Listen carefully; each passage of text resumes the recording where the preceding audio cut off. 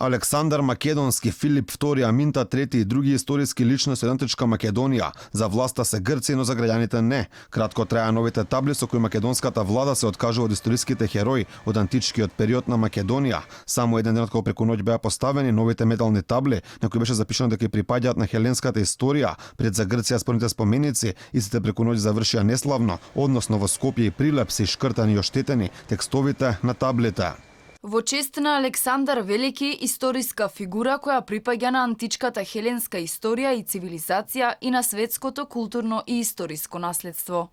Дека Македонија ќе се откаже од своите историски херои се знаеше со подпишувањето на договорот со кој Република Македонија замена во историјата и стана северна. Во членот 8 став 2 од спогодбата со Грција стои дека Македонија ќе ги призна како личности од грчката историја, оние за кои јужниот сосед ќе го побара тоа.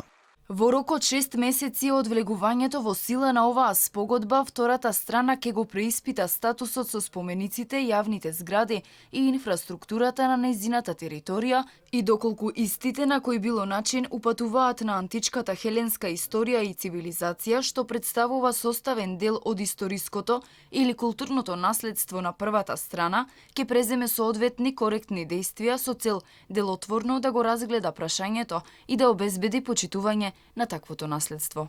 Инаку поради договорот со Грција беа избрусени и шахтите, бидејќи на нив беше сонцето од Кутлеш. Македонија досега ги исполни сите своји обврски од договорот со јужниот сосед, но нема реципроцитет. Грција изгледа нема намера да го менува називот што го користи за Македонија, Скопје, ниту на таблите, а дури ниту на сметките за повраток на ДДВ, што се добиваат на граница кон пазарите во Солун. На нив стои РОНМ, односно кратенка од англискиот назив на новото име на Македонија.